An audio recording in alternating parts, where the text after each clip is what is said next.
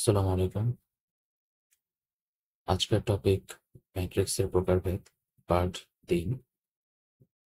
প্রথমেই কথা বলবো প্রতিসম ম্যাট্রিক্স নিয়ে। ইংলিশে এটাকে সিমেট্রিক ম্যাট্রিক্সও বলা হচ্ছে। তো সংজ্ঞাটা দেখি। যদি কোনো বর্গ ম্যাট্রিক্স এবং তার রূপান্তরিত ম্যাট্রিক্স একই হয়, তাহলে সেটা হচ্ছে প্রতিসম ম্যাট্রিক্স। একটা উদাহরণ দেখা যাক। এখানে এই ম্যাট্রিক্সটা লিখেছি, যেটা হচ্ছে একটা 3x3 ম্যাট্রিক্স, 1 4 6 4 8 9 6 9 0। এখন আমাকে দেখতে হবে, এটা হচ্ছে বর্গ ম্যাট্রিক্স। ওকে, আমাকে বলা হচ্ছে যে বর্গ ম্যাট্রিক্স এবং তার রূপান্তরিত ম্যাট্রিক্স যদি একই হয়, তাহলে আমরা দেখি যে এটা রূপান্তরিত ম্যাট্রিক্সটা কি। এটা রূপান্তরিত ম্যাট্রিক্সকে আমরা এটি দ্বারা প্রকাশ করি। সেটা কিভাবে বের করে, যে সারিগুলোকে কলামে চেঞ্জ করতে হবে। বলে 1 4 6 4 8 9 6 9 0।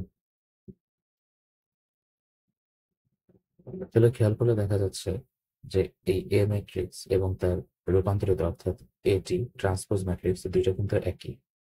1 4 6 4 8 9 6 9 0, 1 4 6 4 8 9 6 9 0। এর মানে আমরা বলতে পারতেছি যে এ একটি প্রতিসম ম্যাট্রিক্স।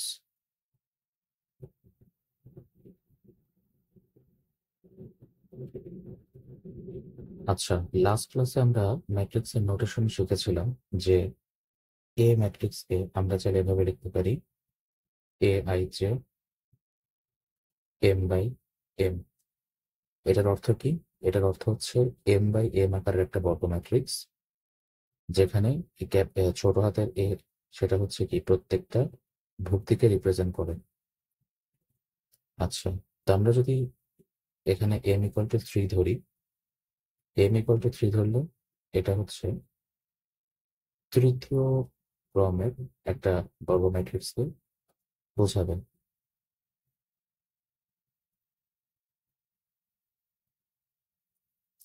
তাহলে নোটেশনের নিয়ম অনুযায়ী আমরা কি লিখতে পারি? a = a a a a a a a a a।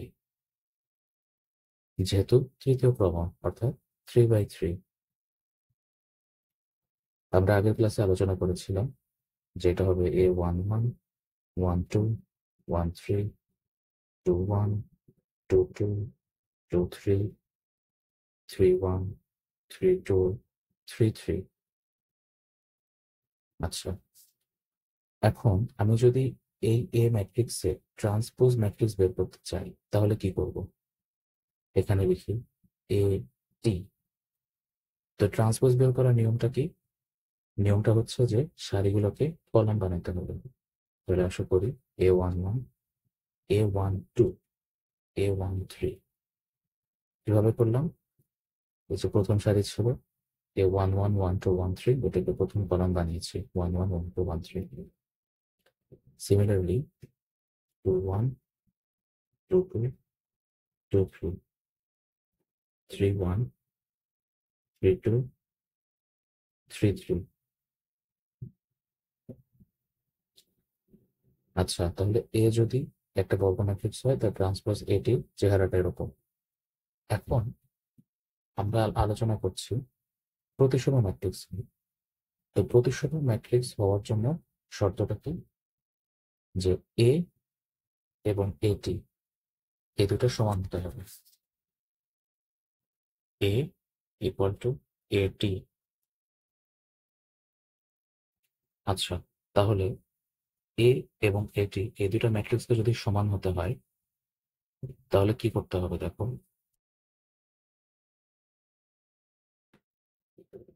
আচ্ছা, এখন যদি একটু লক্ষ্য করো, আমাদের যে এ ম্যাট্রিক্সটা ছিল, এটার মুখ্য কর্ণে কারা ছিল? a11 a22 এবং a33। আর যে ট্রান্সপোজ ম্যাট্রিক্সটা, এটার মুখ্য কর্ণে কারা? 11 22 33। অর্থাৎ ট্রান্সপোজ করলে কিন্তু মুখ্য কর্ণ বরাবর ভুক্তিগুলো চেঞ্জ হচ্ছে না। আচ্ছা, এবার খেয়াল করে দেখো, A12টা এখানে ছিল আর A21 এখানে ছিল, বাট যখন তুমি ট্রান্সপোজ করছো 21টা চলে আসছে এখানে আর 12টা চলে আসছে এখানে।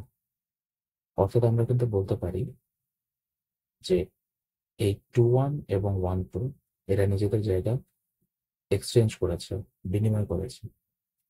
সিমিলারলি দেখো, 13টা ছিল এখানে, 31টা ছিল এখানে, বাট ট্রান্সপোজ করার পরে 31টা চলে আসছে এখানে এবং 13টা চলে আসছে এখানে। অর্থাৎ এরাও কিন্তু জায়গা বিনিময় করেছে। আবার 32টা ছিল এখানে এবং 23 ছিল এখানে, কিন্তু ট্রান্সপোজের পরে 23 এবং 32 জায়গা চেঞ্জ করেছে।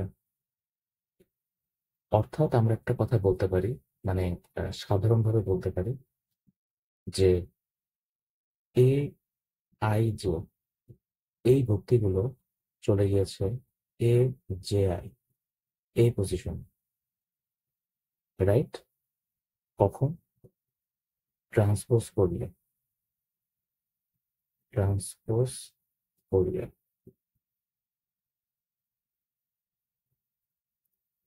অর্থাৎ A12 সে চলে গিয়েছে A21 এর পজিশনে, আবার 21 চলে গিয়েছে 12 এর পজিশনে। সিমিলারলি A32 সে চলে গিয়েছে A23 এর পজিশনে, আবার 23 চলে গিয়েছে 32 এর পজিশনে।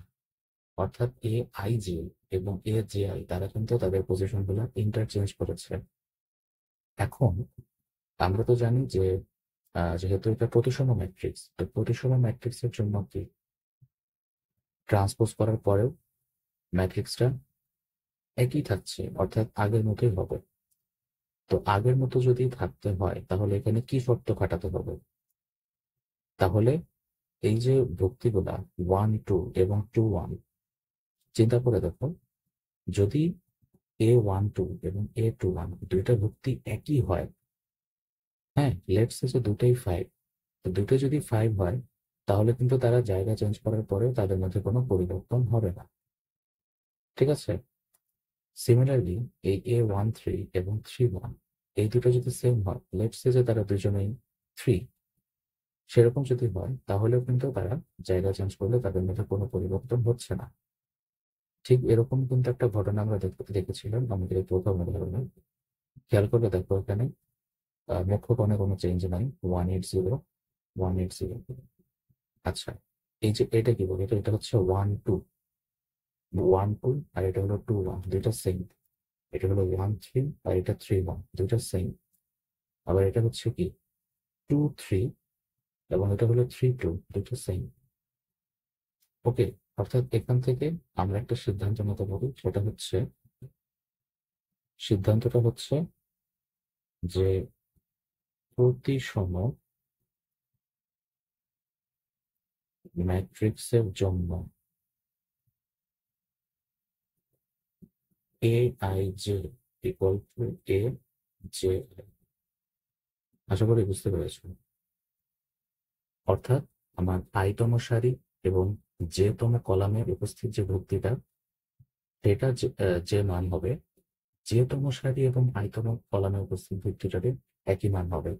তবেই কিন্তু ট্রান্সপোজ করলে দুইটা ম্যাট্রিক্স সমান থাকবে, অর্থাৎ সেটা একটা প্রতিসম ম্যাট্রিক্স হতে পারবে। এরপরে হচ্ছে বক্র প্রতিসম ম্যাট্রিক্স, বা এটাকে বি প্রতিসমে বলা হয়, ইংলিশে বলে স্কিউ সিমেট্রি। তো এটা হওয়ার জন্য প্রথম শর্তটা হচ্ছে বর্গ ম্যাট্রিক্স হতে হবে। তাহলে আমরা মনে করি যে একটা বর্গ ম্যাট্রিক্স হচ্ছে এ। তো এই এ বর্গ ম্যাট্রিক্সের জন্য যদি এ সমান -a হয়, তাহলে আমরা একে একটা বক্র প্রতিসম বা বি প্রতিসম ম্যাট্রিক্স বলতে পারবো। একটা উদাহরণ দেখা যায়। এরপরে হচ্ছে বক্র প্রতিসম বা বি প্রতিসম ম্যাট্রিক্স, ইংলিশে বলা হয় স্কিউ সিমেট্রিক ম্যাট্রিক্স। এটার সংজ্ঞাটা দেখো, যদি কোনো বর্গ ম্যাট্রিক্স, অর্থাৎ প্রথম শর্তটা হচ্ছে এটা বর্গ ম্যাট্রিক্স হতে হবে। তো আমি মনে করলাম যে একটা বর্গ ম্যাট্রিক্স হচ্ছে এ, এবং এই এ ম্যাট্রিক্সের জন্য transpose of A equal to -a। অর্থাৎ আমি যদি এ যে বর্গ ম্যাট্রিক্সটা আছে সেটাকে তার রূপান্তরিত ম্যাট্রিক্স বা ট্রান্সপোজ ম্যাট্রিক্সে পরিণত করি, তাহলে যদি আমি -a পাই, তবেই এ একটা বক্র প্রতিসম ম্যাট্রিক্স হবে। একটা উদাহরণ দেখা যাক। এখানে আমি একটা ম্যাট্রিক্স এ লিখেছি, 0 1 5 -1 0 -7 -5 7 0। এখন এটা ট্রান্সপোজ ম্যাট্রিক্স বের করব। এ টি ইকুয়াল টু, সারিগুলোকে কলাম বানিয়ে ফেলবো, তাহলে 0 1 5 -1 0 -7 -5 7 0। আচ্ছা, তো এখন একটু খেয়াল করে দেখো, এ এবং এ টি দুটার মধ্যে একটা সম্পর্ক আছে। কিরকম? আমি যদি চাই এই এ টি এর প্রত্যেকটা ভুক্তি থেকে একটা করে মাইনাস কমন নিতে পারি, ঠিক আছে? যদি আমি মাইনাস কমন নিই, তাহলে ঘটনাটা কিরকম দাঁড়াচ্ছে, একটা মাইনাস আগে লিখলাম এবং ভিতরে সবগুলো ভুক্তিকে আমি -1 দ্বারা গুণ করে দিব। তাহলে 0 × -1 0 থাকবে, -1 হয়ে যাবে 1, এটা হয়ে যাবে 5, এটা হবে -1, এটা 0 থাকবে, এটা হবে -7, এটা হয়ে যাবে -5, এটা হয়ে যাবে 7, আর এটা 0 থাকবে। এখন খেয়াল করে দেখো, এই যে ম্যাট্রিক্সটা আমি পেলাম, এইটা কিন্তু ঠিক এ ম্যাট্রিক্সের মতোই দেখতে। তাহলে আমি এটাকে কি লিখতে পারি, -8। অর্থাৎ আমি কিন্তু বলতে পারছি যে এ টি ইকুয়াল টু -a, এবং এটাই কিন্তু আমাদের বক্র প্রতিসম ম্যাট্রিক্স হওয়ার শর্ত। তাহলে আমি বলতে পারছি যে এ হচ্ছে একটা বক্র প্রতিসম ম্যাট্রিক্স। একইভাবে আমরা এখানে ম্যাট্রিক্সের নোটেশন ব্যবহার করে দেখব যে তার কি বৈশিষ্ট্য আছে। আচ্ছা, তো এখানে আমি এই ম্যাট্রিক্সটাকে তার জেনারেল ফর্মে লিখেছি। এবার যদি এটাকে ট্রান্সপোজ করি, তাহলে দেখতে হবে এরকম। আচ্ছা, এ কে ট্রান্সপোজ করলে তার ট্রান্সপোজ ম্যাট্রিক্সটা এটি দেখতে হচ্ছে এরকম। এখন এ কে যদি একটা বক্র প্রতিসম ম্যাট্রিক্স হতে হয়, তাহলে তার কি শর্তটা পালন করতে হবে? খেয়াল করলে দেখো, আমরা জানি যে ট্রান্সপোজ করলে কি হয়, যে আই জে এবং জে আই ইন্টারচেঞ্জ হয়। অর্থাৎ এই ভুক্তি এবং এই ভুক্তি কি একজন আরেকজনের সাথে ইন্টারচেঞ্জ হবে। কিন্তু বক্র প্রতিসম বেলায় আমরা দেখেছি যে ইন্টারচেঞ্জ হওয়ার পরেও তাদের সামনে একটা মাইনাস থাকছে, অর্থাৎ একটা ভুক্তি কিন্তু আরেকটা নেগেটিভ হবে। কিভাবে? এই ম্যাট্রিক্সটিকে খেয়াল করো, এখানে 1 2 হচ্ছে কত, অর্থাৎ 1 2 তম যে ভুক্তি সেটা হলো 1, এবং 2 1 হচ্ছে -1। সিমিলারলি আমার 1 3 হচ্ছে 5, আর 3 1 হচ্ছে -5। আবার 2 3 হচ্ছে -7, কিন্তু 3 2 হচ্ছে +7। অর্থাৎ এই জায়গায় কিন্তু তার একটা প্যাটার্ন ফলো করেছে, সেটা হলো এ I J equal to -a J I. প্রতিসম ম্যাট্রিক্সের বেলায় আমরা দেখেছিলাম যে এ আই জে এবং এ জে আই দুইটা সমান হচ্ছে, বাট বক্র প্রতিসমের বেলায় এ I J equal to -a J I হবে। তবে কিন্তু ম্যাট্রিক্স গুলো এভাবে মিলতে পারবে। আচ্ছা, তো এখানে একটা প্রশ্ন থেকে যায় যে 1 2 এবং 2 1 তো ইন্টারচেঞ্জ হচ্ছে, এই কারণে তাদের মধ্যে মাইনাস সম্পর্কটা থাকা দরকার। 1 3 এবং 3 1 এর ভ্যালু সেম, বাট যারা মুখ্য পর্ণে, যারা হচ্ছে মুখ্য পর্ণ বরাবর অবস্থিত, যে মুখ্য পর্ণে যারা আছে, তাদের তো আর কারোর সাথে ইন্টারচেঞ্জ হচ্ছে না, রাইট? তাহলে ট্রান্সপোজ করার পরে তাদের ভিতর থেকে তুমি মাইনাসটা কিভাবে নিবে? তো সেটা সলভ করার জন্য একটাই উপায়, সেটা হচ্ছে মুখ্য পর্ণে সবাইকে জিরো বানিয়ে দেওয়া। সবাইকে জিরো বানিয়ে দিলে সুবিধাটা কি, যে যখন তুমি ট্রান্সপোজ করবে, তখন চাইলে কিন্তু এই তিনটা থেকেও -1টা কমন নেওয়া যাচ্ছে, যেহেতু জিরোকে যে কোনো সংখ্যা দ্বারা গুণ করা যায়। তো এই জন্য বিপ্রতিসম রাশির ক্ষেত্রে আমরা কিন্তু এটাও বলতে পারছি যে এ আই জে, যে ভুক্তিগুলা, এটা সমান 0।